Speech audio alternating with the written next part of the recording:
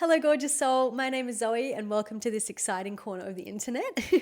This is my YouTube channel, and I would like to start this wonderful journey by sharing my story and the huge life changes that I've been through over the last few years. So, I'm 34 years old, and I've just had my 34th birthday. And as we know, birthdays are a reflective time. We can look back on what we've achieved over the last year, we look forward, we set intentions, etc.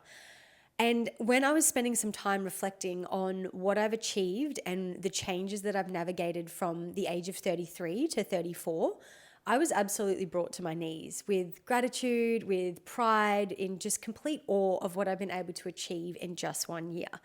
And I'm sure you know, change isn't easy. It's quite scary and it can bring up a lot of uncertainty, a lot of unresolved trauma. It puts you to the test. That's what it is. But it's sort of that energy of needing to have out with the old and in with the new. And I want to share my journey of making these huge life changes. And I mentioned my age because, especially as women, we're always sort of navigating that sense of urgency and that misunderstood biological clock. So, for a woman in her mid 30s or almost mid 30s to be making these huge life changes, I just felt like it was really important to come on here and share them. So, if anyone else is watching this feeling like that inkling that life is a bit mediocre, that they don't want to live a life that was just planned out for them, and you don't want to settle, I wanted to share my story so that you can see that navigating the change, the uncertainty, the fear, the loss, the grief, all of it is worth it, because now I can sit here in this season of peace, in this life that is my absolute dream come true. And without the change and the chaos, I couldn't be where I am right now. So yeah, let's get straight into it. So the catalyst for my season of change that I've been through over the last few years, not just the last year from 33 to 34, was the unexpected passing of my dad. Now, I don't need to give a disclaimer that losing a parent is a huge initiation, and grief is just one of the gnarliest experiences with change that you'll ever go through. And whether change is expected and you initiate it, so I've got experience doing that, and that's been through breaking off a major relationship in my life, leaving the workforce of my full-time job and starting a business, moving, ending important friendships. They're all changes that I initiated.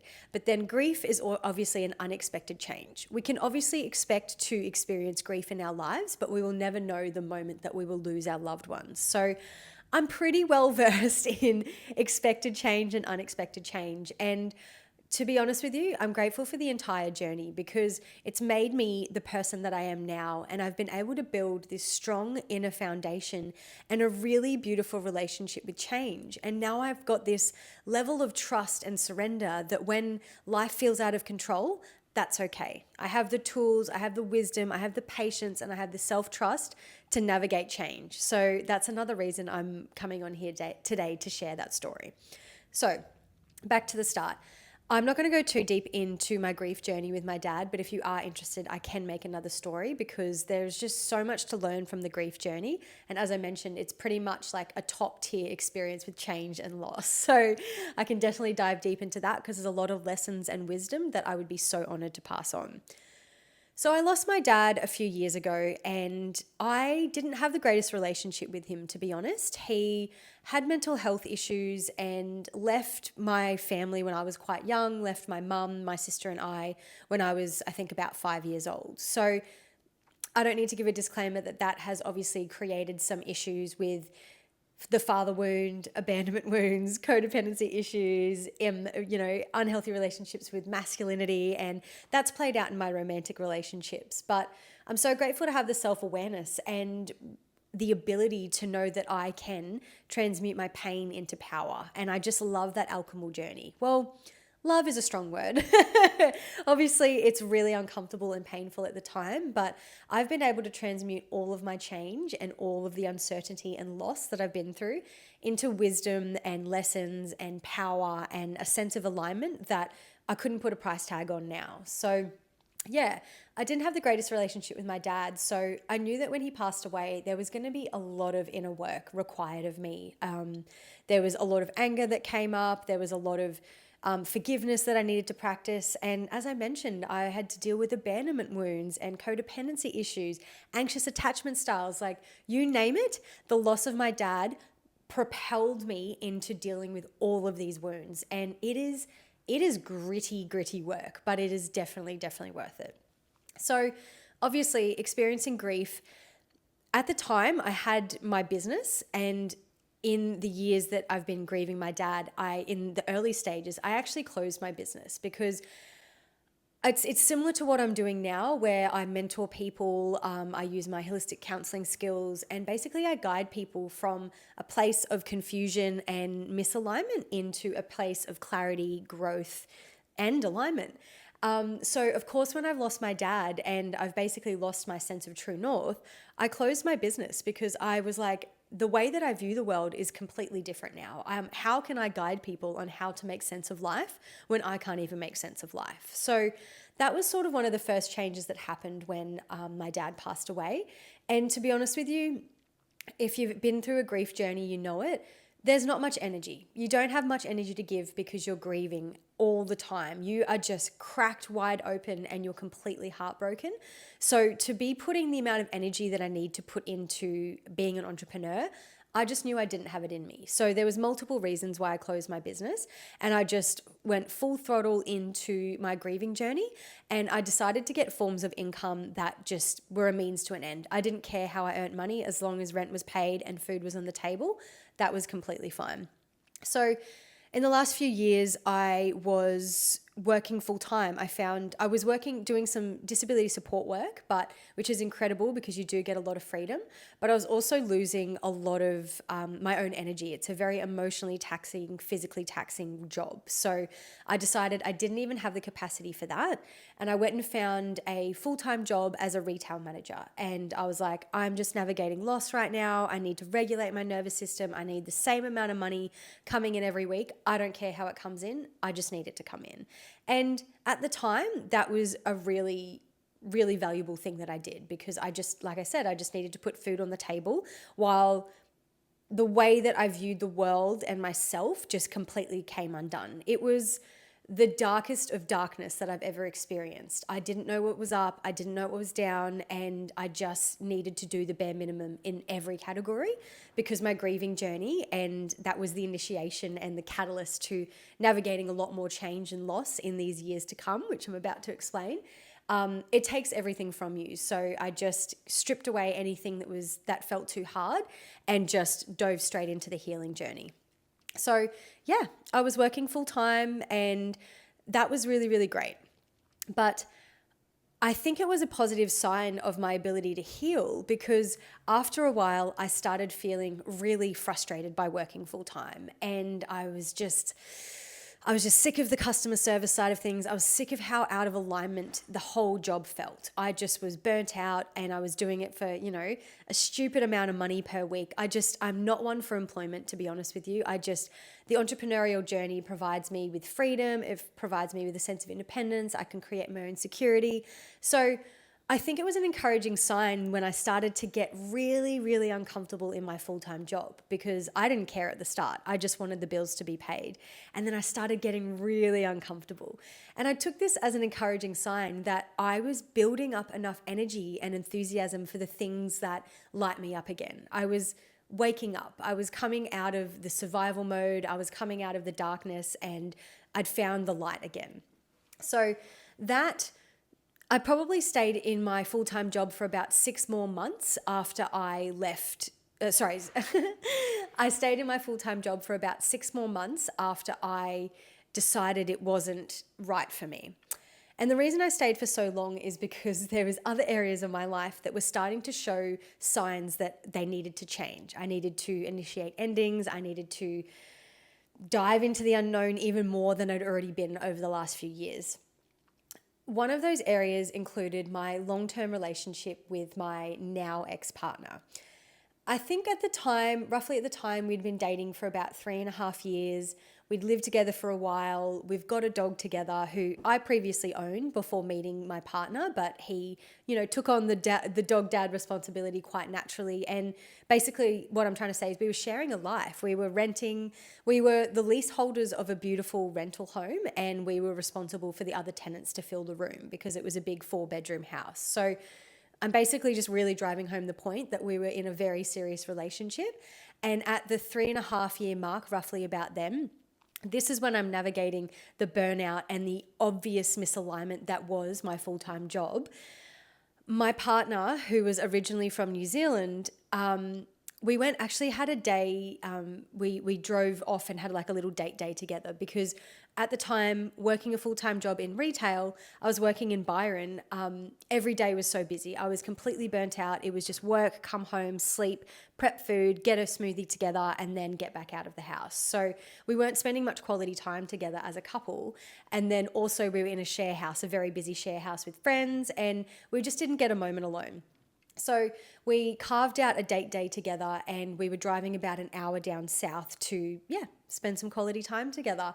And my partner, who was originally from New Zealand, started talking to me about his desire to move back to New Zealand. And it was a shock.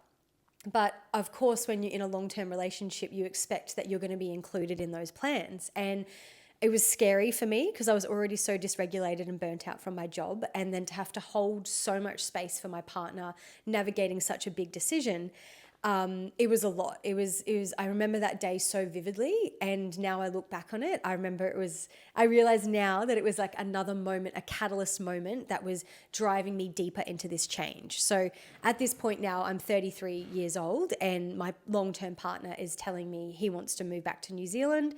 Move back to his hometown, be closer to his family who were, our parents all aging, getting older, needing more support. And he wanted to start a business to support his local community rather than here in Australia. So, totally innocent, fair enough reasons why he would want to make this huge life change. To be honest with you, I wasn't fully able to admit at the time that we were struggling in our relationship. Like I said, I was navigating a grief journey. I was burnt out from a misaligned job, and just the sheer toll that working full time takes. It was a lot. So I was sort of turning a blind eye for how out of alignment my long-term relationship felt as well. So mind you, I've spent this 3.5 years with this man in my 30s as well. So naturally you're thinking marriage will come along, we'll have kids, we'll buy a home together. Like I thought it was it. I thought we were done. And as in like locked and loaded with the deal. And upon reflection, that's the thing when you're navigating a lot of change as well, is at the time you can acknowledge red flags, but now I'm in this new season of life and everything looks different.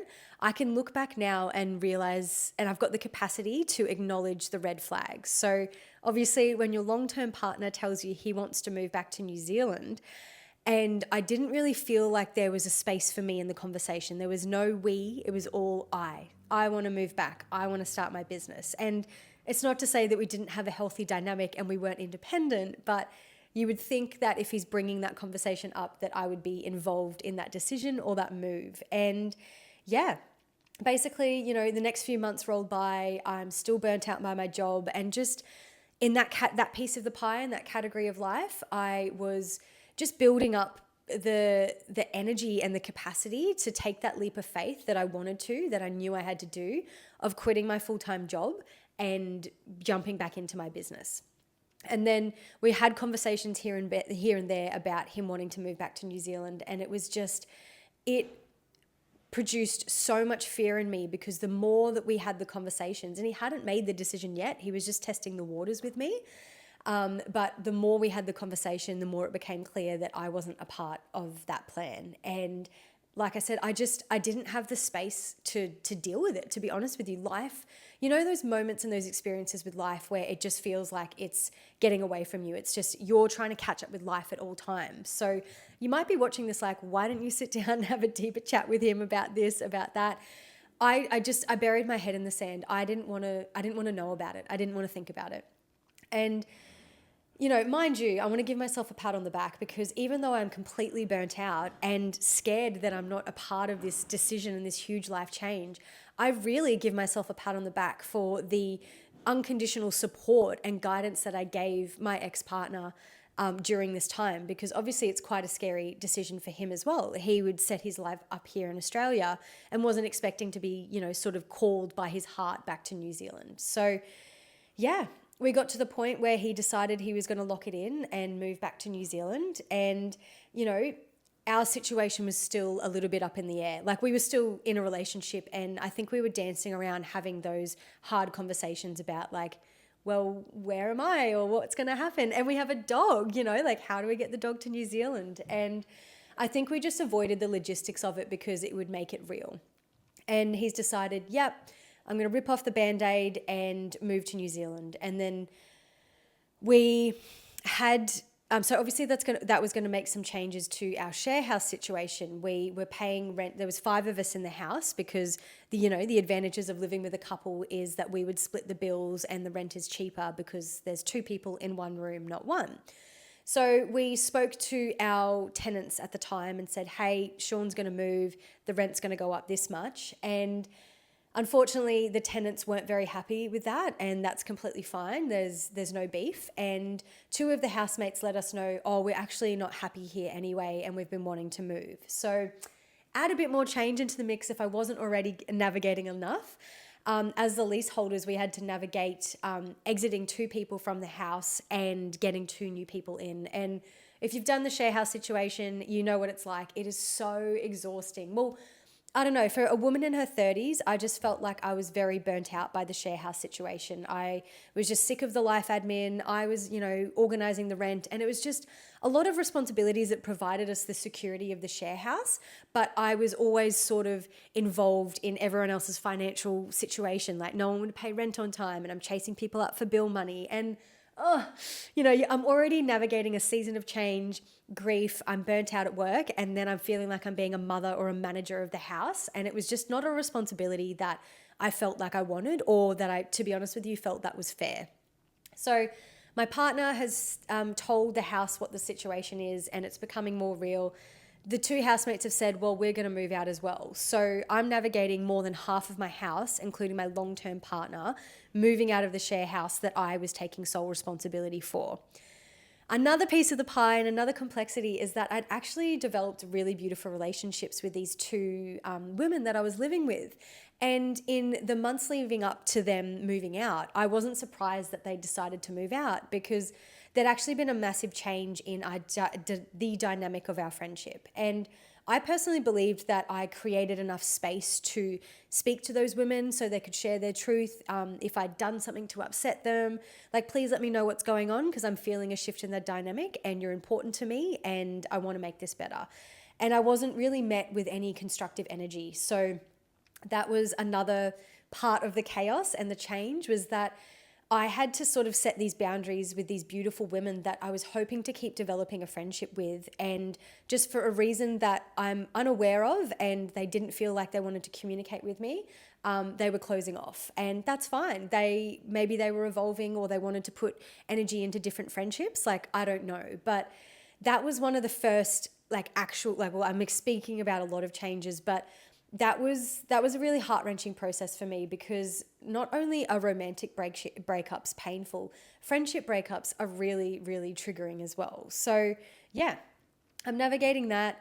I'm navigating the reality of my partner at the time wanting to move away, and it becoming more and more obvious that I wasn't involved in that plan. Dealing with burnout at work, and still, into the first full year of grieving my dad passing away. So a little bit of chaos, to say the least, and so much change, so much loss, and so much uncertainty. And I just want to pause me telling you this, because I'm so proud of those versions of me that navigated so much fucking change and so much loss. Sorry, I'm getting emotional. Because I knew this was going to be hard to bring it up, because and that's why I want to do it sort of like one more time. I've had my birthday. I'm reflecting on what I've done and what I've changed in the last year. But it means I'm like bringing up all the memories again. So yeah, I just am completely in awe of what I've done. And I'm so fucking grateful, even though I'm sitting here basically painting a disastrous picture for you. I would go back and do it again and again and again to feel this level of peace and empowerment and alignment that I have now. And I'll tell you what my life looks like now when I get to the end of the story. So yeah, So yeah, I'm continuing to having conversations and supporting my partner through the logistics of moving over to New Zealand. And I get to the crux of the conversation where I'm like, hey, am I coming to New Zealand with you? Which shouldn't even have to be a question. You know, that's another red flag that I can reflect on now, but that shouldn't even have needed to have been a conversation, you know? Like moving forward now, the next person I'm in a relationship with, it'll be a no-brainer. If they're going through a big life change, I'm right by their side doing the exact same thing. Sorry about the background noise. My dog is excited because my landlords are home. But I'm going to keep going. Yeah, and I had to have some pretty painful conversations with my partner at the time, and I was just so committed to making the relationship work. And he basically said that he didn't want me to move to New Zealand with him just yet, because what if he moved over and he didn't like it and we've uprooted our whole lives and he wants to move back, and he had doubts about the business being successful, etc. And I was like, yeah, no, that totally makes sense. Unfortunately, he also made the comment that he didn't feel that I could financially support myself to make the move as well. And that's sort of another red flag that I didn't realize at the time. I want to be in a relationship with someone where we're putting our finances, our successes, our resources on the table to share together. And at the time, I remember thinking like, yeah, I don't have as much money as you, but if, you know, we're a family, like we can move over, maybe I can do some remote work from Australia, or maybe you just have to cover rent for a little bit, or we can stay, you know, like there were ways around me, the financial blocks of me coming with him to New Zealand. But now I'm realizing, excuse me, sorry, I've been sick. But I wanted to sit down and record this because at the time that I'm filming this, we have a cyclone hitting Queensland where I live, and I just want to get this out. I just wanted to record it today. So I'm rolling with the punches, the loud dog and the cough and everything. But I just really hope if you guys are still watching that you're getting some value from experiencing like an example of someone that's navigated change that's, you know, unexpected and expected, because I promise you when you get to the end and you understand what life is like for me now, you'll be in complete awe. Okay, so yeah, there were a few red flags coming up, and I was just with the relationship and him wanting to make this huge life change without me, but I was just so committed to trying to make the relationship work. And I loved him. I was going to say I thought I loved him, but I did love him, obviously. And by the time we ended the relationship, we'd been together for 4 years. And I know I'm mentioning a lot of red flags now, but at the time, that version of me, I thought that was love. I thought that was the peak, the pinnacle. You know what I mean? And you might be sitting here doubtful about your relationship and sort of talking yourself into settling. And I don't want to like promote you to just like throw a grenade into your relationship, but I would, I'm so grateful for the past versions of me that went back and had those hard conversations and got this man to get really clear with me about how he felt about me, because it was clear now that the love was dying, and I was just so determined to make the relationship work. And I wanted to experience a new life. I wanted to move to New Zealand and make new friends and start my business there and experience a whole new life and culture, etc. So the allure of moving countries and the adventure that came with that was making me want to be involved with it as well. So yeah. And then I remember this one. So yeah, we started talking about, okay, well, how about you move over and we'll give it 3 months or we'll give it 6 months, and we were just constantly going back to the drawing board about how this whole change is going to happen. And I did respect that he's like, I don't want to move us over there in case it's a novelty and a month later I want to move back to Australia. So we decided I'm staying for all of the reasons I've explained, and he's moving over for all the reasons I've explained. And I remember one day, yeah, actually, I remember one day I was at the beach and I was trying to sort of push him with, like we're moving over. And he told me, Zoe, you're not invited. And it was so shit. It was so fucking shit. And, you know, I'm so grateful for where I am now. Like I said, just bringing up these stories is so fucking hard. because I just can so vividly go back to that day on the beach and just that sense of rejection and that sense of abandonment for someone that I was trying to build a life with. And it's so clear to me now that I was never considered, he wasn't considering me in that. And I was just digging my head in the sand and just trying to be a supportive, loving partner and do this big leap of faith with him and jump into like, a new scenario. And I think I wanted to do that as well to revive our relationship. We'd been through a lot over the last few years, and I just told myself like, oh, this is just what a long-term relationship is. Like, I'm grieving, I'm going through a lot of loss, I'm going through a lot of change, I'm stressed. And I was blaming myself for the lackluster experience in the relationship. And now this version of me now can sit here and realize that it wasn't my fault. Like, it was unfolding in a way that it needed to. And it takes two to tango in a relationship. And he's not a bad guy, by the way. I should have given this disclaimer at the start. It's just one of those sad experiences when a relationship ends. I suppose upon reflection, if you could go back and change anything, I wish he was more direct with me about his feelings and or lack of feelings and lack of love that he was feeling for me and for us. And we could have just been more direct about it. But it is what it is. The past is the past. He's not a bad guy. It was just one of those situations where it was becoming more and more obvious that the relationship had run its course, but the relationship was running its course in such a chaotic time. Like I mentioned, a big change in the share house, burnout with my job, wanting to start my business, grieving, like, oh, guys, the layers are just insane. So yeah, it was really, really hard, and I was really fucking scared, and I was lost, and I was just downing myself. And I'm so fucking grateful for it though, because like diamonds are made under pressure, and now I'm a fucking diamond. I can sit here and I'm so fucking proud of myself, and I genuinely love the person that I am, and I feel so much the deepest sense of worthiness because I sat in the change and I made it work for me, and I lent into the pain and I lent into the confusion, and I realized I was living my life so out of alignment.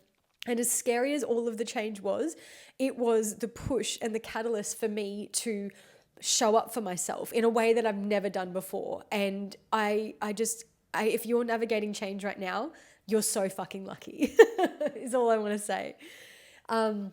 So yeah, I am supporting my partner to move overseas. I've recruited 2 new housemates into the house, and I'm helping my partner move out, and not just move out, like pack his bag basically and move overseas. Unfortunately, the 2 replacement housemates that I got for the other 2 women that moved out that I mentioned, the friendship weirdly died off as well. So that was, a whole kettle of emotional fish. The 2 housemates that I got to replace them were completely out of alignment, unfortunately. I thought it was hard enough managing the share house as it was before with friends and more aligned people, but unfortunately the dynamic completely shifted. My partner at the time moved over to New Zealand, and that was just obviously such a huge change. And coming from living with him and building a life together, and then he's just in another country and we're like pen pals all of a sudden. And he would, share the leaseholder responsibilities with me. So I've lost that support network. And then I've had 2 really misaligned share house people move in. And I mean misaligned in a way that, we didn't agree with the level of cleanliness in the house. And I just felt like they weren't taking responsibility. And I might sound like a complete control freak, and I promise you I'm completely relaxed, but it was just this evidence of misalignment again, and again. And I was struggling to get rent paid on time because I was constantly reminding them to share, send money. Like it was so stupid what I had to spend my time worrying about when my partner has just moved overseas. And I think it was August last year, so August 2024, I went over to New Zealand to obviously see what my partner's new life was like. It was his birthday at the time, so going over to celebrate. Oh, actually, let me go back a step, sorry. I decided to, I think it was about 3 months from when my partner moved overseas to when these next 2 changes came along. I quit my full-time job. And it's really, really scary when you're moving from the employment space to the entrepreneurial space. And I think I kept tripping myself up about pulling the trigger finally because I kept trying to create a safety net on the other side of this decision to quit my job. So I'd look for side hustles and try and make money here and there, and basically tried to lay out a plan in front of me so that I had a safety net when I did, this big thing that was quitting my job. And I just woke up one morning and had this intuitive nudge: quit your job. And I was like, oh shit. When the nudge is so strong, it's not even a nudge, it was like a scream by that point. I just knew I had to do it. So I typed up my resignation. The company I worked for were amazing. And I pulled the trigger, and I was jumping out of the quotation mark security of employment, because it's not actually secure, into, the complete freedom but terrifying experience that is being an entrepreneur.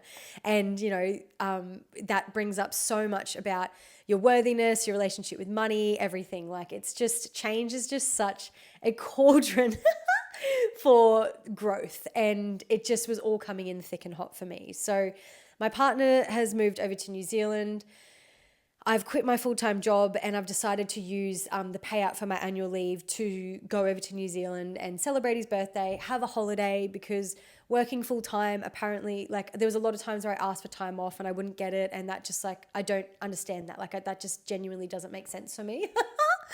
So I quit my job, went over to New Zealand, was experiencing my partner's new life and trying it on for size, to be honest. At the time, I was still planning to move to New Zealand, and I was sort of roughly in my head like, okay, 6 months and I'll save up, and, I'll get the vaccinations for my dog to fly to New Zealand, and that's enough time for my partner to find a place. You know what I mean? Just like giving myself a bit of a time frame to get everything going. And I was like, I'll go to New Zealand and see how it feels. And if you've ever been to New Zealand, I don't need to give you a disclaimer, but it's such a beautiful country. It's full of amazing culture, amazing people, etc. So of course it was a big thumbs up for me when I was there. I was like, yep, this feels good in my body. I want to move over. And I did that. I think I went for like 2 weeks. I came back, and while I was over in New Zealand for those 2 weeks, I was having the worst time in the entire world with these tenants. I think they took the opportunity for me being overseas to send me messages about they don't want to pay this bill, or they don't think this is fair, or, I don't want to put the bins out. And I was like, I couldn't even escape the responsibilities of being a leaseholder, which it's not that hard, but when you've got, irresponsible, misaligned tenants, it's like a full-time job. And I already had a full-time job and a crumbling relationship. You know what I mean? Like, it was a lot going on, and I couldn't even have 2 weeks to be present with my partner at the time, feeling into this potential new life. And excuse me, because of that, I decided I don't want the responsibility of the share house anymore. I went back to Australia, and I broke my lease like 2 days later. Thankfully, I had a really wonderful relationship with my landlord, who is thankfully a friend, and he completely understood. So we set the date, and I had to tell the housemates that I was moving out. And on top of me navigating the security blanket of a share house out from underneath me, I had to navigate the really horrible responses from those tenants as well. And they called me controlling and selfish. And it was basically just a really toxic share house situation. And then that was obviously more evident as well as I was breaking the lease. So I think I had about a month to break the lease. And I remember, so at the time I've broken the lease, my partner, who had also lived in that house for 3 years, had only been in New Zealand for, I think, 2 to 3 months at that point. And I remember at the time when I said, when I'm going to break the lease, can you come back to Australia and help me? Because our house was a 4-bedroom house and 3 stories. And as being the leaseholders, we owned the washing machine, the fridge, multiple couches, artwork, you name it, we owned it in that house. People would just come, rent the rooms, and we had the lease, that whole dynamic. And I've told my partner I'm breaking the lease, and he did not want to come back to Australia and help me move out. So if anyone's moved house and you've lived in the house for a few years, you know how that sheer amount of work that you have to do. I had a garden that was really high maintenance, so I had to do all of this outside work as well and get rid of all of these leaves and debris and palm fronds. I had to, like, the sheer physical act of me moving out was the most soul destroying experience, because you can already acknowledge that I'm at complete capacity, and this season of chaos that I was going through just felt like it was already taking everything from me. And yeah, so I was selling everything. And on top of dealing with the toxicity, I'm also looking for a new place. I'm going to add another layer of chaos to the cauldron that already is. At the time, I was living in a share house in Northern Rivers in northern New South Wales. And I decided that the entire community actually wasn't in alignment with me anymore. And basically, the 4 years that I spent down in Northern Rivers, I was trying to find a sense of community, and nothing would click, nothing felt right. And I just kept telling myself, it's me, I need to be consistent, I need to keep showing up.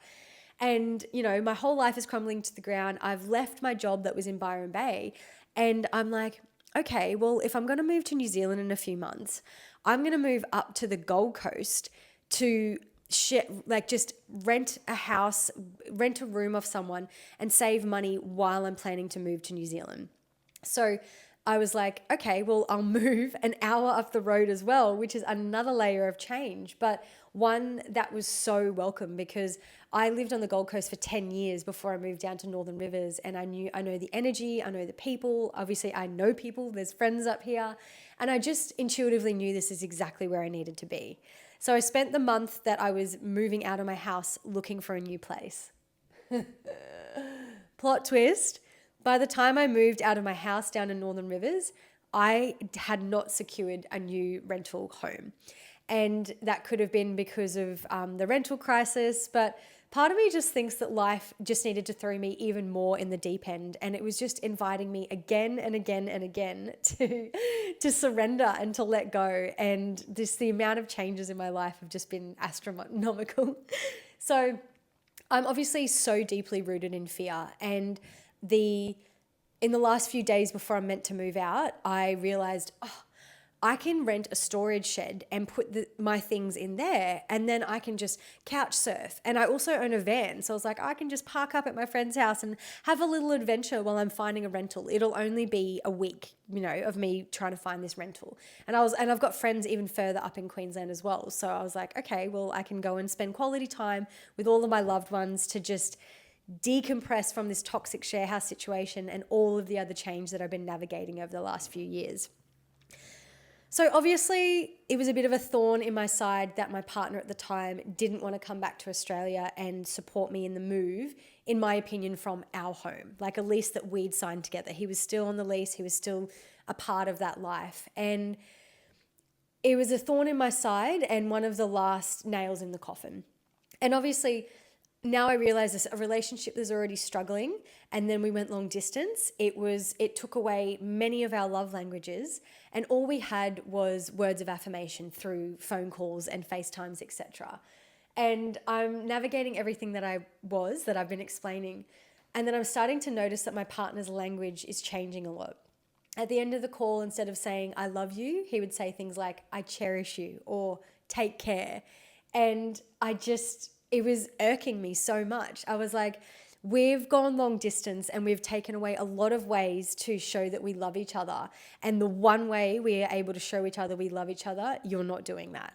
And I remember at one point towards the end of the relationship, I remember begging him to just prioritize 5 minutes of his time for me every day. And when he couldn't even do that, that was another nail in the coffin. So yeah, he didn't physically come back to Australia to help me. And then I was noticing that the emotional support wasn't there as well, because understandably, I was quite stressed throughout this whole season. I'm moving, I'm dealing with aggressive housemates. I'm navigating, I don't need to keep explaining it. I'm sure you get the context of the sheer fuckery that I was going through last year. And I just wasn't feeling that support and that connection from my partner. And I would I would cry to him and I would want the bare minimum, and I shouldn't have to beg for the bare minimum, you know? And I remember him saying to me, "What do you want?" And I would just say, "Connection, support, love." Like, I just have so much love for that past version of me that just thought it was okay to beg for the bare minimum, you know? And now, like, maybe what was that, like 6 months ago, more than 6 months ago, I am such a different woman now. I will never beg for the bare minimum. I have completely embodied this queen-like energy, and I am so aware that it is a complete honor and privilege to have me in your life, and especially in a romantic sense. So even though it was really hard at the time, it's like the catalyst to push me and push you, if you're in a similar situation, to back yourself and love yourself and set your standards and set your boundaries. So I moved out of that home and I was staying in a friend's spare room. And I remember I messaged my partner saying, "Hey, can I have a phone call?" And he messaged me and said, "Hey, no, I'm actually going to go on a surf trip. I won't have reception for a few days. Like, I'll talk to you soon." And this is literally the day after, like, my first night of not living in that home. And he is well aware of all of the change that I'm navigating. So I was like, oh, okay, I'm going to spend these next few days that you don't have reception really having a think about what I want from this relationship and if I want to be a part of it anymore. And mind you, being aware that if I broke off the relationship, that I was breaking off my plans to move to a different country and start a whole new life. Like, there was so many layers to it. So I spent those few days couch surfing, having no sense of stability and no sense of privacy, processing if I really wanted to be with this man, because he was throwing all the red flags at me as he could. And again, I want to give a disclaimer. This is not about being angry with him. It's just the way that the relationship needed to end. And he's not a bad person. I've realized now that the way that he was treating me was avoidant tendencies and just showing his level of emotional maturity. So I've had to work through a lot of anger over the last few months, but I'm genuinely at this point now where I'm just like, love and light, baby. I hope you're having a beautiful life over there in New Zealand, and I'm here completely in a space of alignment and empowerment and so in love with my life. So those few days go by, like I said, no privacy, no sense of stability, and I'm thinking about breaking off a 4-year relationship. And like I said, a life in New Zealand, marriage, kids, all of that stuff that I thought was in the pipeline for us. And I remember when he called me after those few days, I was begging him to say something or even just have this energy in his voice that would show me that I didn't need to pull this trigger. And we had a 15-minute phone call where I told him that I wanted to end the relationship, and he didn't fight me on it. It took 15 minutes to end a 4-year relationship, a 15-minute phone call. And I suppose that's the weird thing about long distance too, is that you don't even get a hug goodbye, etc. And yeah, it was the wildest, weirdest experience ever. And at the time that we had that phone call, I was staying at my uncle's place, house sitting for a few days. So thank the Lord I did have some privacy, but I had this 15-minute phone call, and that was the last time that I spoke to my now ex. We obviously had a little bit of communication via messages, but I haven't heard his voice since, haven't seen his face. It just was all over like that. And I've spent however long it's been now processing that, obviously. So that was really wild.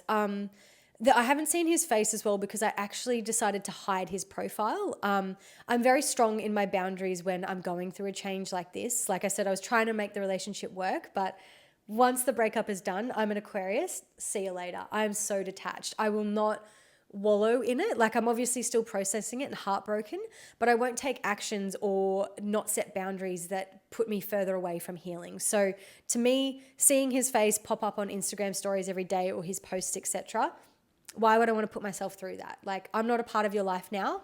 Why do I need to know about it? So I didn't see his face or anything like that. Like I said, we did have some messages back and forth about the things of his that I put into his storage shed, because obviously us being broken up, I didn't want to hold on to his things anymore. Mind you, I did hold on to them for 3 months after we broke up. So I've just moved out of my home. I'm couch surfing. I have broken up with my partner. I'm just in absolute shock. And I'm thinking I'm going to find a house any second. It took me 3.5 months from the moment I moved out of my Northern Rivers home to move into this beautiful, amazing studio that I live in now on the Gold Coast. Sorry, I'm getting emotional because I'm so fucking happy to be here.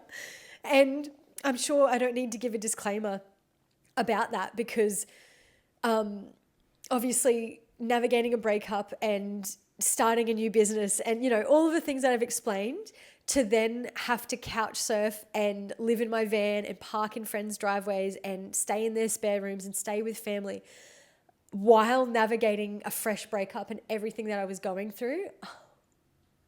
Oh my God, chaos ensued, whatever the word is. It was absolutely wild. And I just kept hunting. My friends were amazing. Like, there's just so many lessons that I learned that I can talk about in other YouTube, what are they? I have a podcast as well, guys. So I call them episodes, but check it out, the Oasis State podcast. I actually share some of the stories that I've been through this whole journey over the last year. So yeah, I go to call them episodes, but these are videos. So I can share more in other videos if you want. Just leave a note in the comments or whatever. I'm not used to the YouTube language, but yeah, just navigating my entire world falling apart.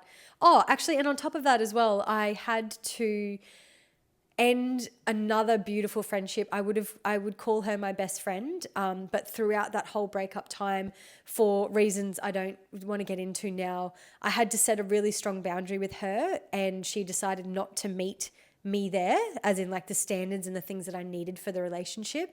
It felt very one-sided. I was holding a lot of space for her, and I was just trying to even the dynamic. And again, I was asking for the bare minimum in that friendship. And when I brought it to her attention, she told me she didn't have the capacity. So on top of two other friendship breakups and a romantic breakup, I had to break up with my best friend as well. And I'm just in this complete vortex of chaos, looking for rental properties again and again and again. And I was staying at a friend's house in Currumbin here on the Gold Coast. And I'm saying "and" a lot. Sorry guys, this is my first video. I just got to get all the nerves out. I went down to the beach one morning and I met this man on the beach. I was journaling. Obviously, there was a lot to journal about at the time. And I was journaling and we got chatting because we were sitting on the same sand dune. And he actually told me that he has a neighbor that has a beautiful studio and they don't want to advertise it because of the rental crisis.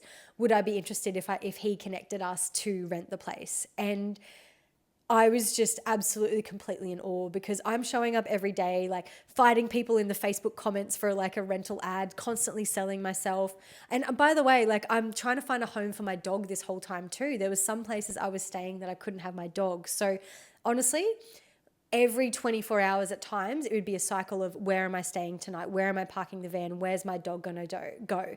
Like it was just a complete surrender and the deepest dive into change. And it was wild. So to get gifted this opportunity was that shift in that upwards trajectory.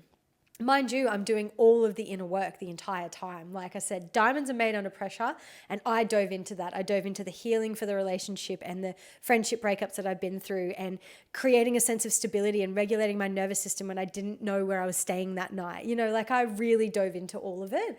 But getting this invitation to come and check out this studio was on the outside the first indication that the chaos was dying down and the season of peace that I had been calling in and focusing on as my true north this entire time was going to come to fruition. So yeah, I came and checked out the studio, which I now live in. But another plot twist was that it wasn't available for another month. So I kept floating around, etc. You know what I was doing with the change, but I just celebrated 2 months of living in this beautiful studio and sorry, I just am so grateful for all of the change that I've navigated because my life now looks so beautiful. I just got so clear on what I wanted, and I'm so at peace with being single at the moment and filling up my cup. And I know that the next man that comes into my life is going to be the last man that I date. And he's going to sweep me off my feet and I'll never have to ask for the bare minimum. And I'm setting myself up in this beautiful season of peace now to call in things that this past version of me that navigated all of this chaos would never have been able to imagine, never ever been able to imagine. But doing that inner work and believing that I deserve more has been this true north. And I'm happily single. My business is thriving. I get to wake up every day and focus on my business. I feel safe and secure and regulated in this beautiful studio. I get to spend time with my beautiful friends. I'm meeting more aligned people every day. I get to hang out with my dog. Like, even the mundane things, just going to get groceries and cooking in my own kitchen and not having to clean up after housemates. I just pinch myself every single day that this is my life now. And I could not have been able to create this life and this season of peace and this level of gratitude if I didn't navigate all of the chaos that I've been through, from the catalyst of my dad passing away and all of these events that I've mentioned. There's so many more, but for time's sake, I don't even know how long this has been recording for, but we need to get to the point. So yeah, if you're still listening to this and you're feeling like I mirror a part of you back to you, start listening to that part of yourself, because I know the change is scary. I have lived and breathed it, as you know, but it's worth it. It is so, so worth it. And I can do another video on this season of peace that I'm in now. I'm just feeling like I need to wrap up this video. But if I'm reflecting any part of you back to you, spend some time getting to know that part of you more and more and more, because that part of you is nudging you to a better life, to evolve to this higher version of yourself, a version of yourself that loves yourself, that feels worthy, that naturally magnetizes everything into her life. It's so beautiful. The dance, the journey is so worth it, and it's so beautiful, guys. So I'm going to leave it there. If you've watched this far, thank you so much, and thank you for being a part of my YouTube journey.